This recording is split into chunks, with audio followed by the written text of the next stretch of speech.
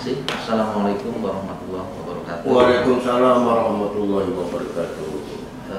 Seluruh rekan pendengar dan juga kru Radio Pemudung Pandang yang saya hormati. Alhamdulillah kesempatan pagi yang cenderung mendung ya. Ini kita diberikan kesempatan untuk hadir di acara talkshow tentang menyapa. Bagi kami dari unsur Dinas Tenaga Kerja dan Perindustrian, IKM atau industri kecil menengah di masa pandemi ini betul-betul menggambarkan sebuah ujian dan di dalamnya juga mengandung unsur peluang juga. Jadi ketika awal pandemi ini muncul gitu, kita langsung melihat peta jelas bahwa IKM industri kecil menengah ini ada sebagian yang tertekan dan mayoritas tertekan ya, dan kita melihat ada peluang. Sehingga karena kita menyadari, kita semua tahu bahwa IKM ini adalah sebuah proses, artinya menghasilkan produk-produk olahan, sehingga bukan produk-produk yang agraris atau ekstraktif, artinya bukan barang pokok. Ada sebagian memang dari hasil industri itu menjadi barang pokok, konsumsi pokok. Nah, di saat pandemi otomatis dengan daya beli turun, IKM ini yang paling terdampak. Karena saat itu masyarakat, konsumen sedang tidak ingin menyimpan aset, betul. Mereka yang penting bisa bertahan sehat dan makan minum gitu. Nah, ini tentu peluang IKM harus digeser ke sana, ke produk yang prospektif. Jadi kita berpikirnya pertama, pelaku IKM melihat ujian ini melakukan transformasi, memperluas usaha yang nyambung dengan penanganan COVID. Nah, ini yang mindset pertama yang harus ditanamkan ke IKM kita. Jadi dia tidak boleh diam, langsung melakukan upaya, dan ini kita dampingi. Untuk memetakan jenis usaha atau industri yang mana yang saat ini cocok dengan situasi pandemi. Ini yang kita lakukan pertama. Ada tercatat berapa Pak IKM dan UKM di Tanah Lapas? Kalau UKM yang kita kolaborasikan dengan Dinas Koperasi dan UKM perdagangan ini kan hampir 11.000 ya.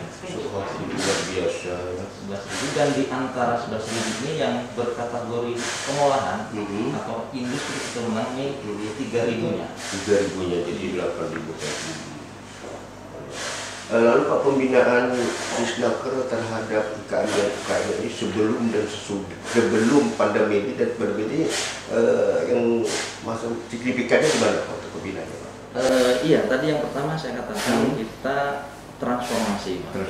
Jenis industri kecil menengah yang tersuffer, tertekan, ini harus kita alihkan produknya kepada yang prospektif penanganan COVID. Makanya pengrajin sasirangan ketika salah satunya tertekan dan orderan hilang begitu, maka kita dorong pelatihan, bimbingan untuk membuat masker berbahan sasirangan. Nah, ini artinya kan transformasi.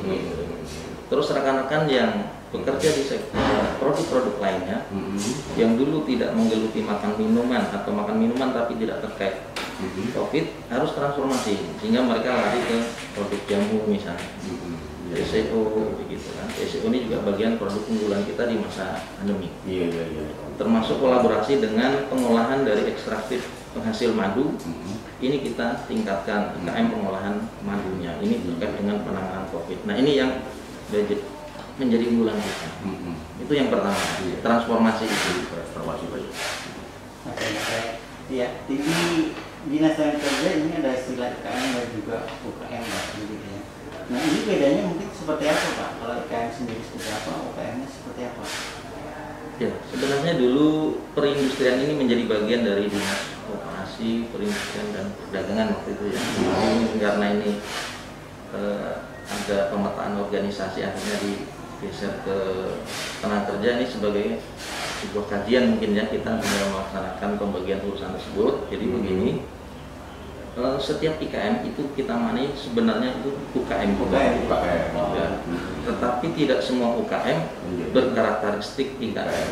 Jadi kita akan bilang ciri utamanya bahwa aktivitas IKM itu adalah melakukan proses pengolahan, merubah bahan baku menjadi produk baru yang menyebabkan value-nya berubah. Kalau kita jualan BBM di pinggir jalan itu UKM, karena dia tidak melakukan proses olah membuat BBM kan. Oh begitu. Nah, jadi yang jadi itu namanya UKM ya. Iya, yang trading segala macam, perdagangan, jasa. Yang langsung pakai langsung makan. Iya, tapi kalau kita beraktivitas membuat, walaupun itu hanya anggaplah kata orang mengolah tempe saja, dari kedelai menjadi tempe terjadi perubahan. Nah ini IKM. Jadi ada proses alih teknologi gitu, skill, bahan baku. Nah ini IKM. Menjadi produk Iya. produk yang bisa dijual. Nah produknya itu sendiri yang nanti akan dijual oleh UKM gitu ya. Ya, ada korelasinya. Kalau dia juga mengolah sekaligus trading, perdagangan, ya dia UKM dan juga IKM. Oh gitu ya. Iya. Baik.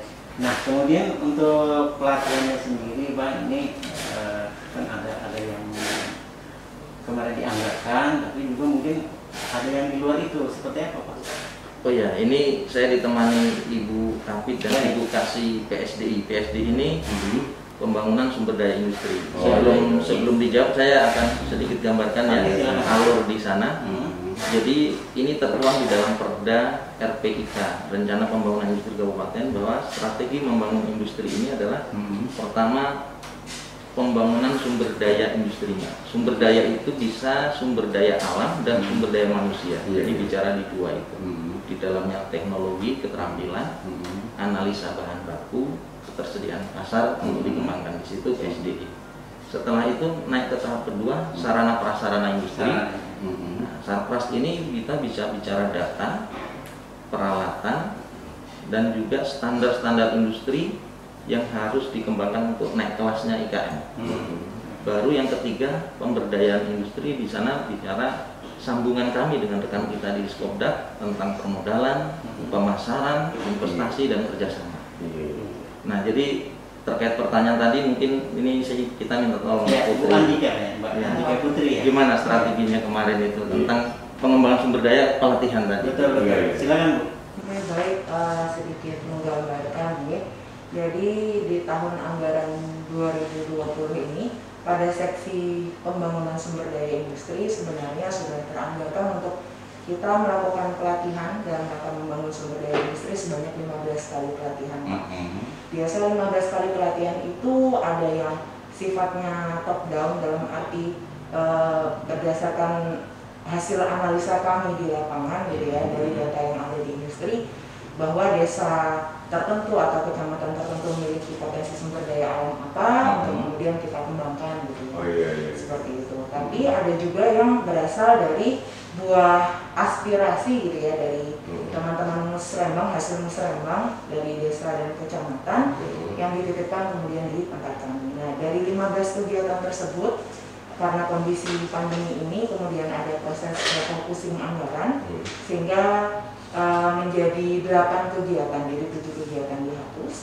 Namun itu tidak kemudian membuat seksi pembangunan sumber daya industri dan umumnya bidang perindustrian itu menjadi apa ya Pak ya, vakum dan tidak berkegiatan dalam 3 bulan terakhir sejak masa pandemi. Karena ada support juga dari melalui dana dekonsentrasi Kementerian Perindustrian, ada pelatihan daring yang juga kami kerjakan. Yang sifatnya seperti yang Bapak Kepala Dinas tadi sampaikan, jadi mentransformasi, jadi seperti yang tadi ada potensi IKM Sasirangan yang sempat menurun gitu ya penjualannya, itu dilatih untuk menjadi pengusaha atau produsen masker seperti itu.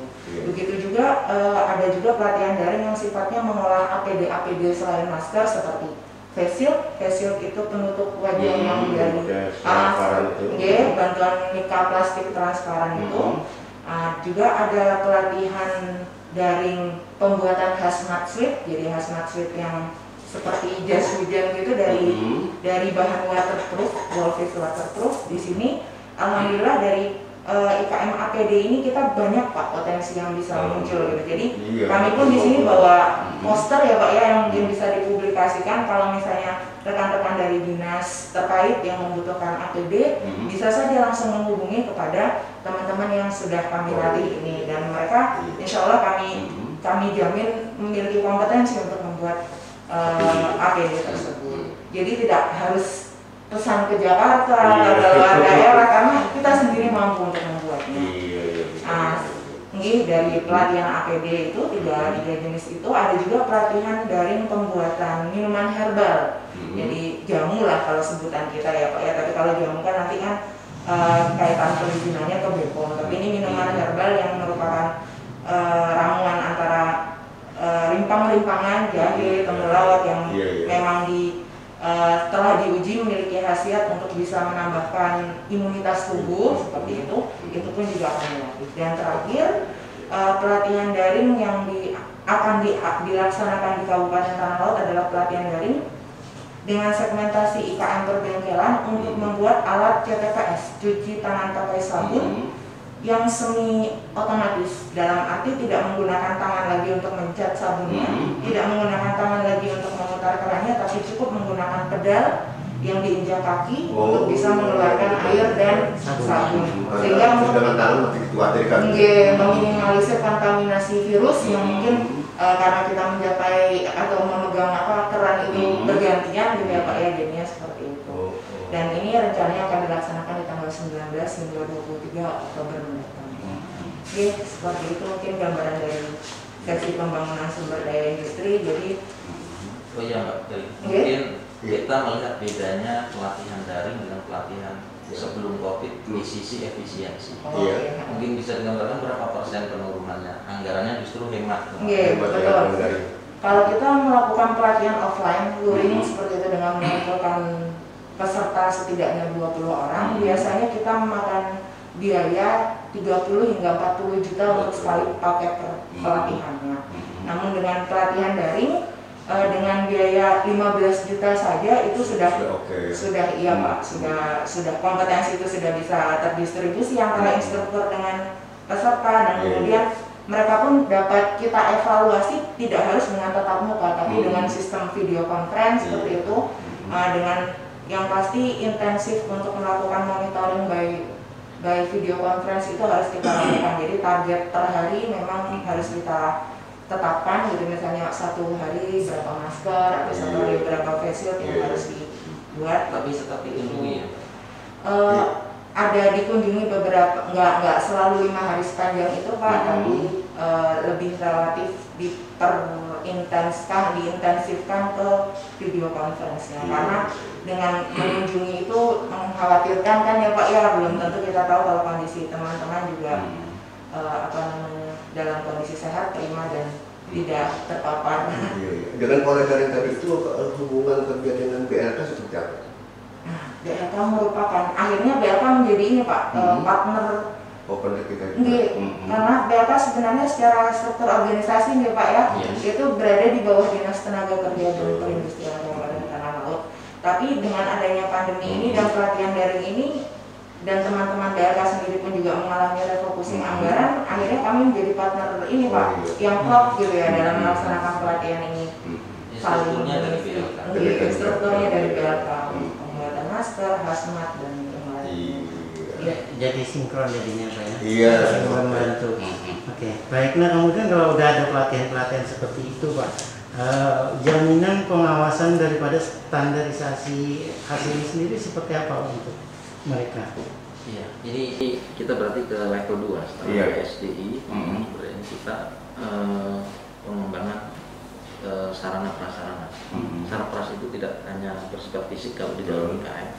Di Sarpras itu data sekaligus standarisasi industri. Standarisasi di antara rumputnya nanti kita akan bicara HKI, hak kekayaan intelektual, penghargaan kita atas kemampuan intelektual kita. Lalu setelah HKI SJH, sistem jaminan halal, dan yang ketiga SNI, standar nasional Indonesia.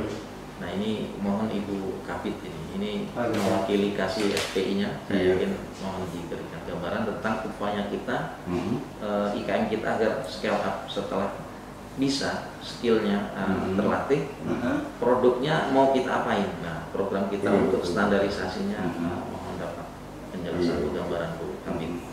Silakan Bunda. Baik Pak, untuk standarisasi kita di sini ada HKI, hak kekayaan intelektual, yang mana baru saja di bulan Agustus kemarin kami adakan pertemuan dengan para pelaku IKM kurang lebih berjumlah 30 orang. Di situ kami fasilitasi dengan kerjasama juga dengan Kemenkumham, Kanwil Provinsi Kalimantan Selatan untuk agar mereka mendorong mereka mengurus hak mereknya. Hak merek sendiri untuk melindungi produk mereka dari secara hukum kalau misalnya ada pihak lain yang berupaya menciptakan.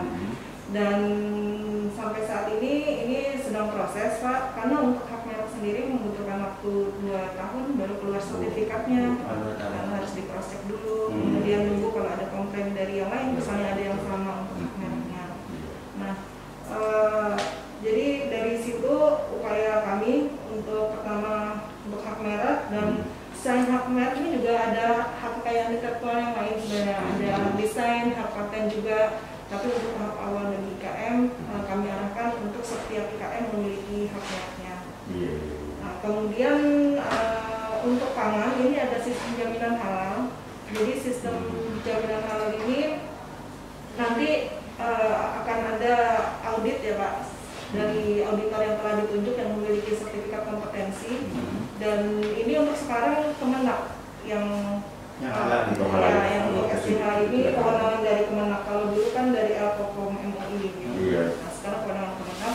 Kemudian dalam proses pendapatan sertifikatnya sendiri, para IKM yang pangan ini harus memang menjalankan produksinya dijamin bahwa dengan cara berproduksi yang baik dan benar gitu Pak. Nah setelah itu juga mereka harus memastikan bahan-bahan dan peralatan yang digunakan itu memang terhindar dari najis dan yang dilarang katanya gitu. Nah kemudian ini Bu, dalam pengurusannya sendiri apakah mereka ngurus sendiri atau didampingi oleh Disnaker juga gitu?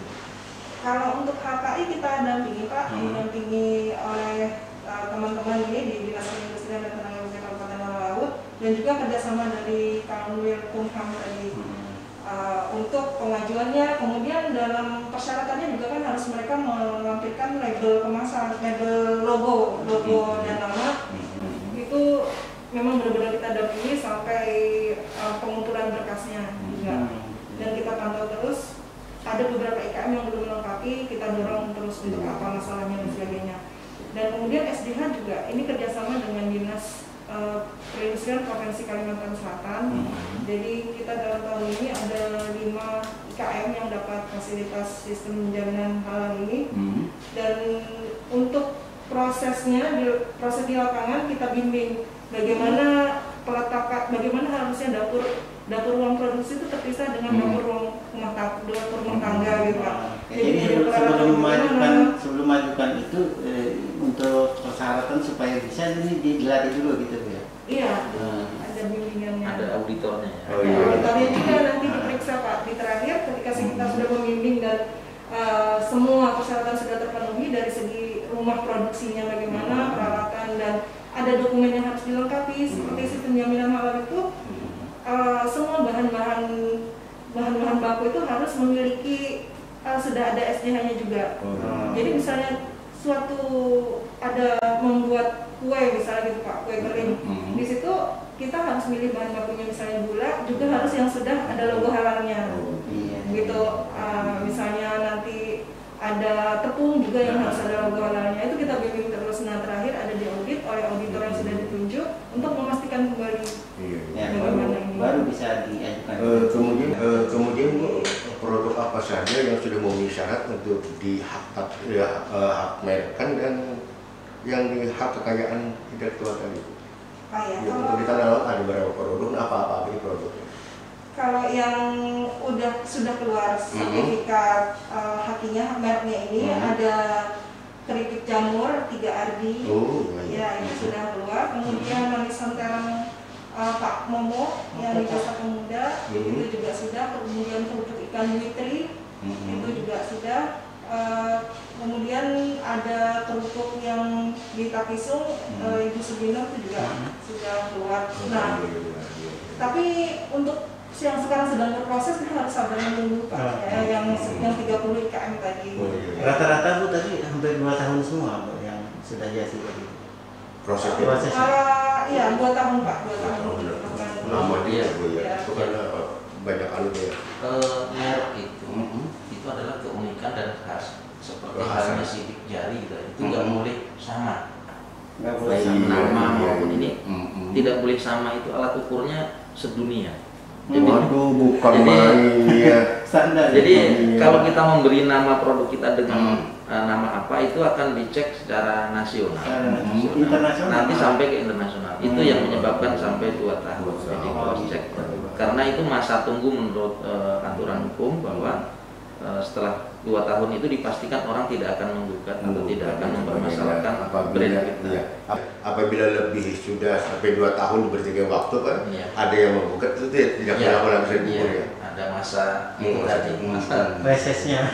Jadi ada menurut keterangan dari Kemenkumham ada proses aktif, ada pasif. Proses aktifnya itu mereka melakukan sistem aplikasi yang antara skala internasional dan nasional. Di sistem mereka sudah membuat cross-checknya. Padahal hanya kerupuk Pak ya? Iya, misalnya hanya kerupuk. Iya. Dan itu cross-check pasif yang mereka menunggu kalau ada yang keberatan.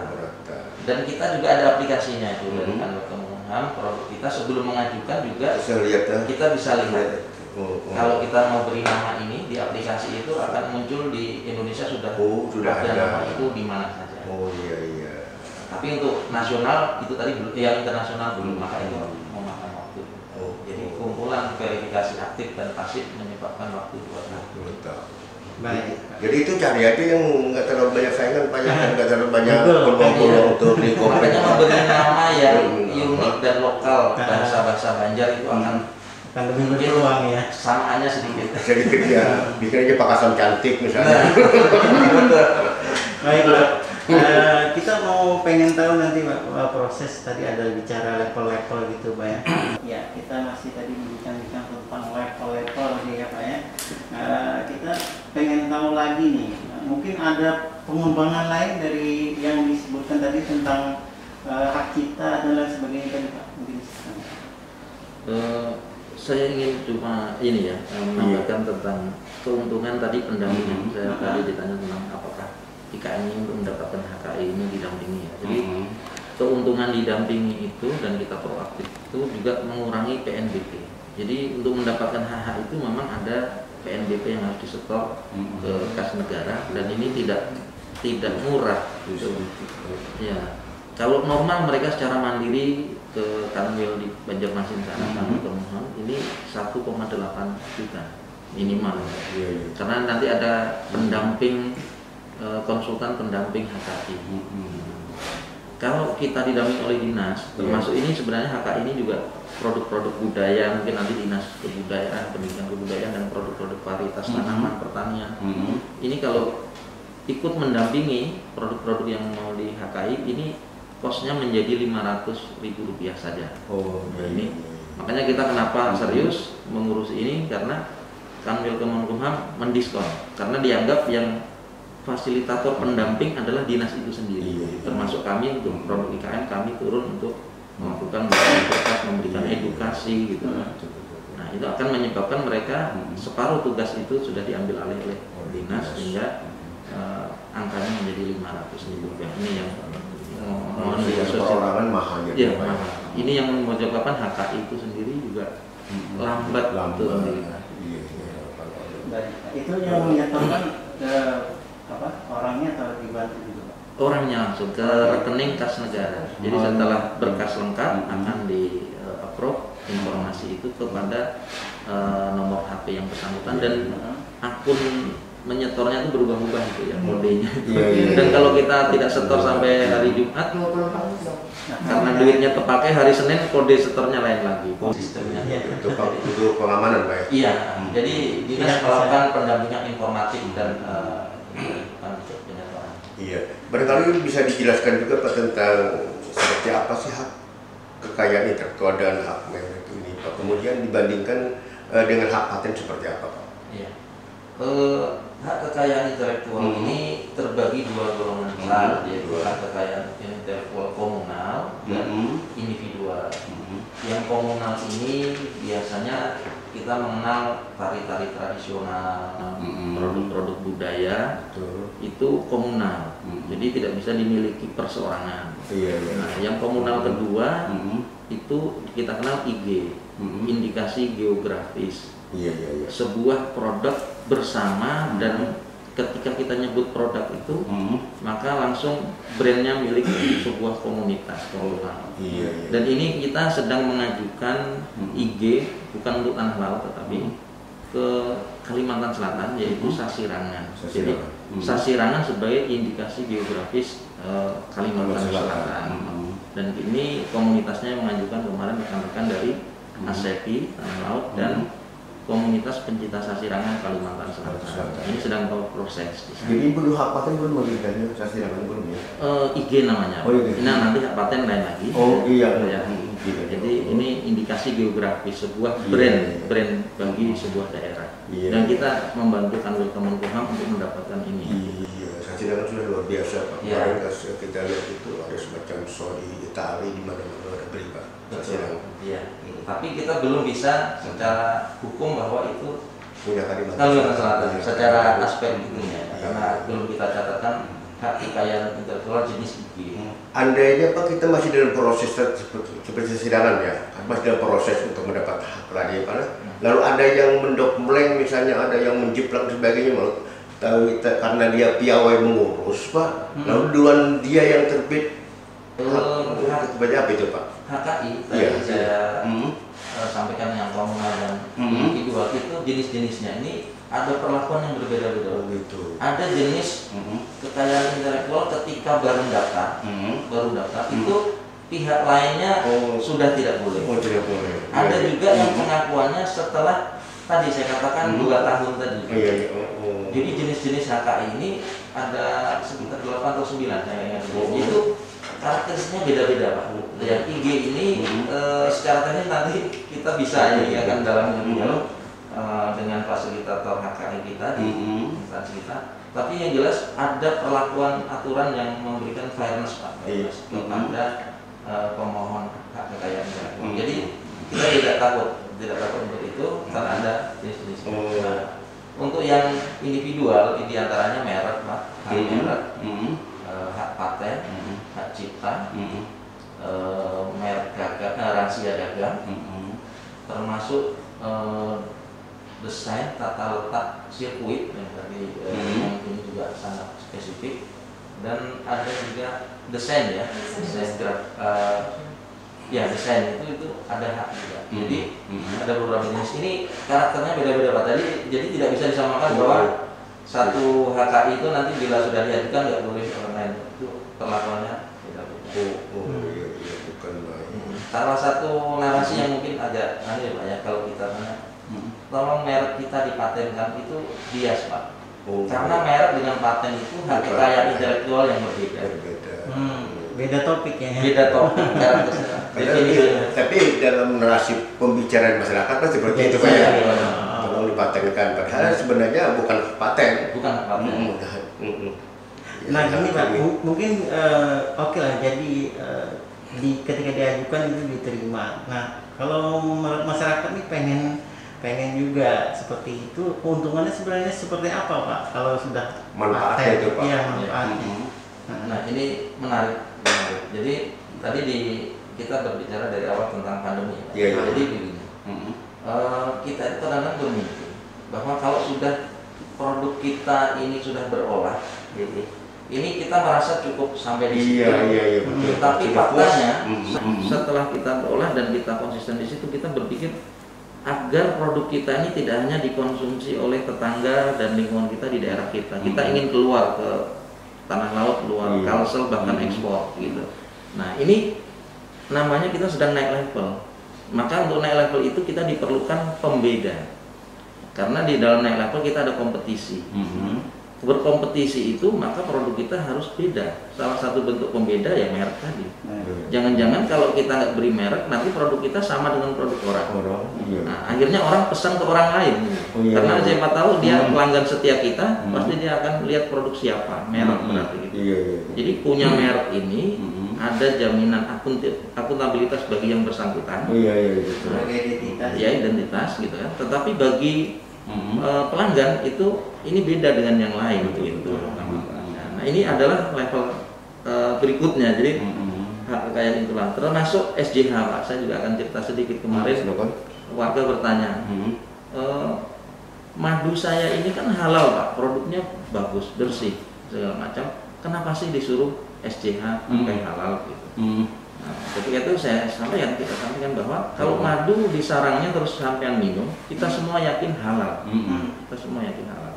Hanya saja produk IKM pangan itu kan kita meyakini tidak akan kita konsumsi sendiri, dan tidak kita yakini dikonsumsi di tempat kita saja. Akan ada dikonsumsi nanti 5 bulan, 10 bulan, dan akan dikonsumsi mungkin produknya di tanah laut, dikonsumsi di Banjarmasin, dikonsumsi di Jakarta. Di tempat yang berbeda. Nah, perlindungan konsumen di waktu dan tempat yang berbeda itu untuk meyakini punya kita ini halal, dia kan nggak melihat produknya. Nah, di situ manfaatnya bahwa sistem jaminan halal digunakan untuk produk yang akan kita keluarkan, tidak dikonsumsi saat itu. Tapi kalau mau kita konsumsi saat itu juga nggak perlu di SJH kan gitu. Saya yakin aja ini dalam rangka industri, artinya pengolahan dan jangkauan konsumennya jauh dengan waktu yang lama. Maka konsumen harus kita lindungi, kepastian hak kekayaan intelektual dan jaminan halalnya itu pentingnya. Iya, dan standar-standar lainnya termasuk SJH tadi. Artinya pelanggan akan menerima kalau mereka sudah tahu ini jelas dari identitasnya siapa, kehalalannya bagaimana gitu ya. Iya. Ini konsumen akan menerima gitu. Ya, menerima. Dan ini kan kita sudah mengarah namanya peningkatan produktivitas dan daya saing. Tapi kalau industri kita hanya untuk konsumsi sendiri, ya nanti akhirnya kok pemerintah nggak membantu kami memasarkan sih? Salah satu sebelum memasarkan produk kita dulu lewati scale up-nya ini, proses ini tadi. Nah, supaya ketika dipasarkan tidak ada pertanyaan-pertanyaan, halal nggak ini? SNI nggak ini? Ini mereknya apa? Ini merek orang lain, ini desain orang lain.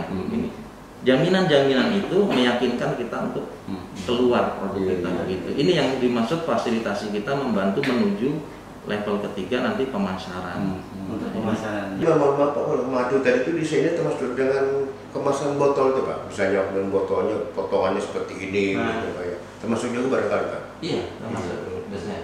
Dan karena di tempat kita kemasan fasilitasi kemasan belum ada, industri kemasan, teman-teman ini kosnya agak mahal.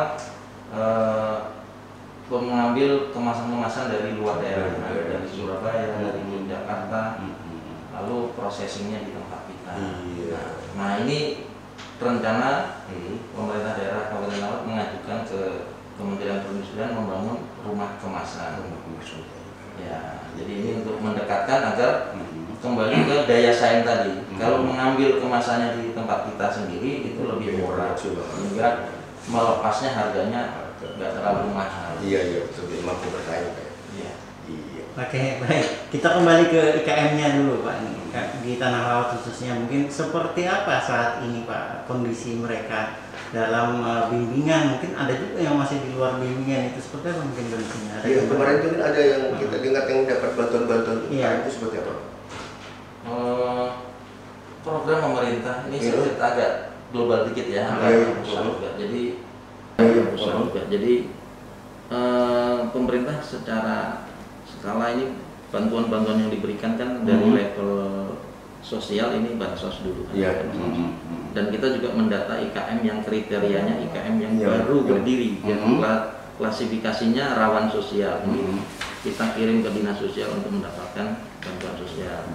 Tapi ada IKM yang kriterianya sebenarnya sudah jalan, hanya saja bahkan belum menjadikan peluang ya, belum bisa menambah modal, maka muncul program bantuan presiden usaha mikro. Oh iya.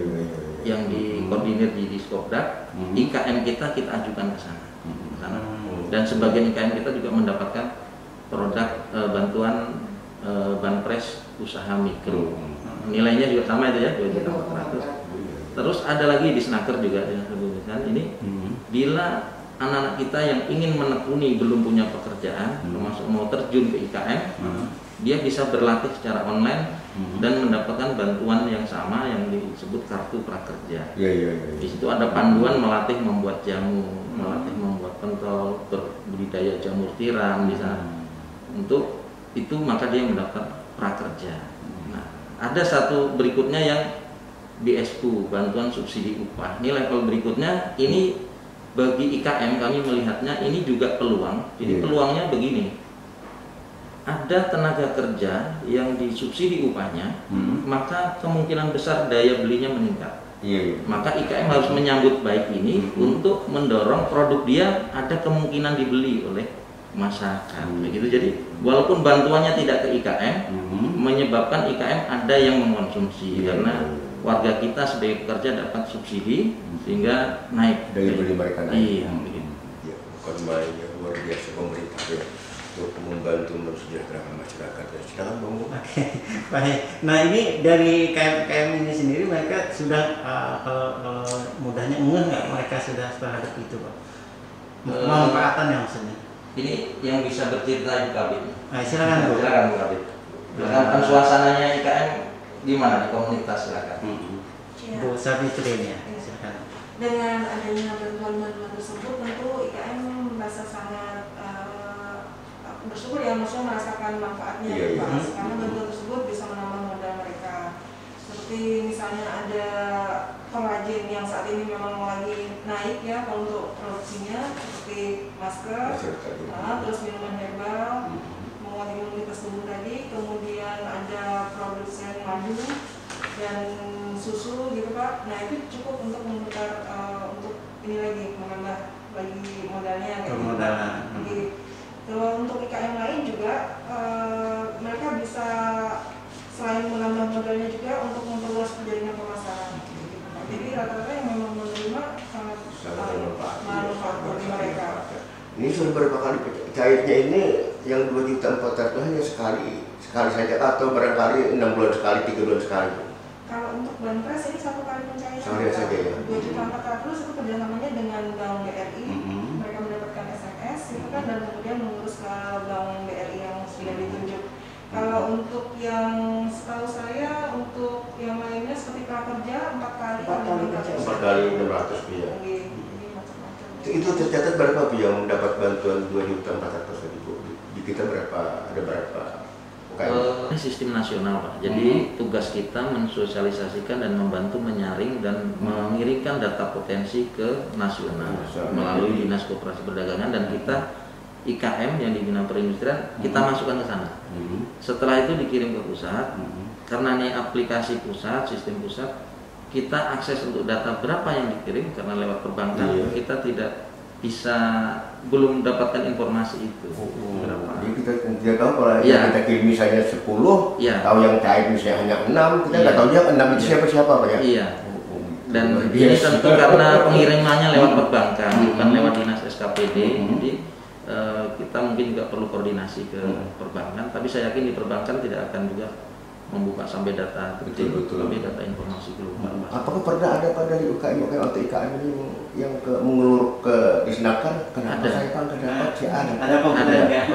Ada cerita menarik. Makanya kenapa nggak dapat ya kita cek di data. Oh Anda ada di data IKM kami dan ini masuk di Diskopdak. Kita konfirmasi ke Diskopdak apakah data yang kami kirim dikirim juga, dikirim mereka tenang lalu menunggu. Ada juga yang lucu kita ya, artinya yang program lain selain IKM tentang bantuan subsidi upah. Termasuk ini kan PTT juga ada. Kemarin ada kontak ke saya, Pak, sekarang kantor saya PTT-nya 7, tapi yang sudah ditransfer ini baru 6, satunya ada apa? Akhirnya saya minta usulan datanya itu seperti apa? Cek di nomor rekeningnya, jangan-jangan salah. Atau nomor rekening menghimpun nomor rekening banyak, jangan-jangan terketik rekening pun kawan. Diperiksa, tidak ada Pak.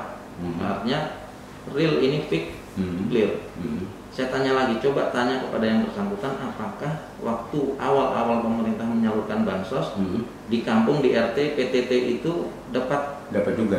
Seperti BLT dan sebagainya. Ya, ditanya, ternyata nggak dapat karena kami nggak masuk kriteria itu. Oke. Yang kedua, sampean waktu ada sosialisasi prakerja, karena prakerja itu mandiri online, apakah ikut saat ini sedang mendaftar, mengikuti pelatihan atau sedang menunggu verifikasi penyaluran?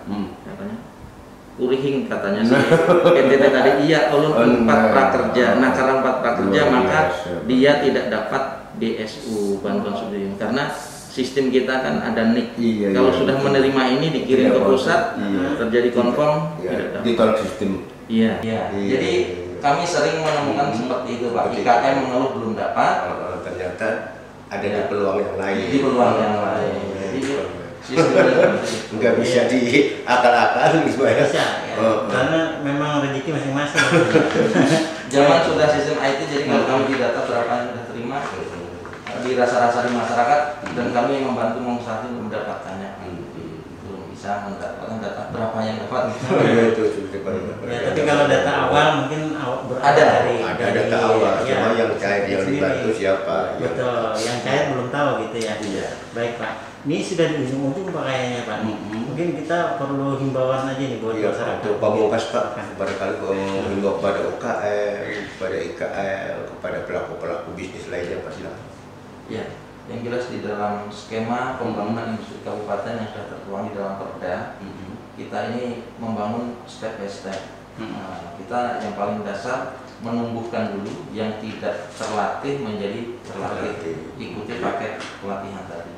Supaya terlatih ini tumbuh, maka ada program pengembangan standarisasi dan sarana prasarana, peralatan segala macam. Kemarin juga ada baristan akan membantu peralatan alat tumbuh kurun dan pembuatan BCO.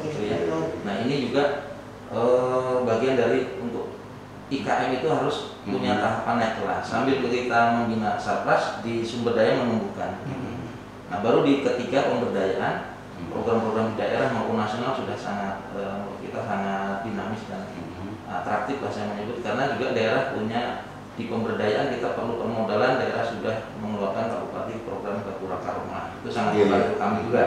Jadi untuk pemasaran kita selain menyediakan gedung promosi Dekranasda dan Taman Ulang, kita memiliki komunitas Pak.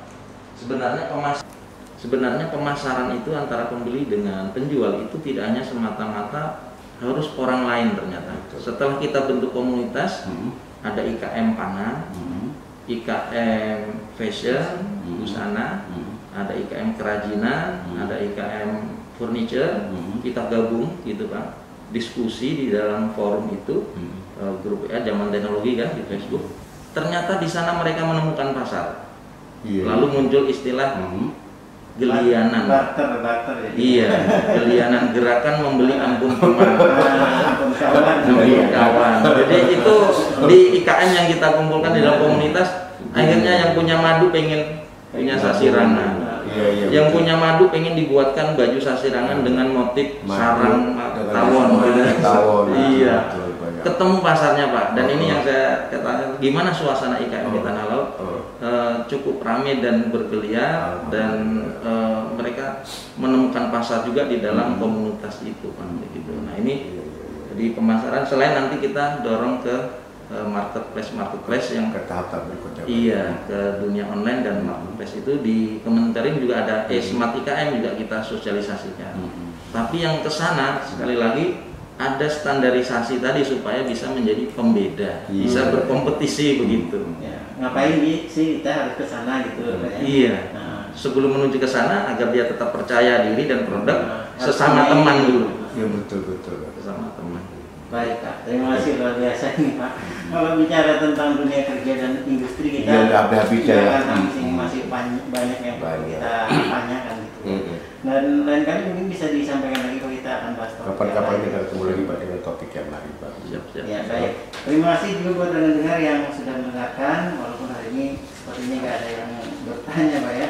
Ya mungkin mereka menyimak, dan kita ucapkan terima kasih banyak atas perhatiannya, dan terutama kita ucapkan terima kasih atas kehadiran narasumber kita pada hari ini.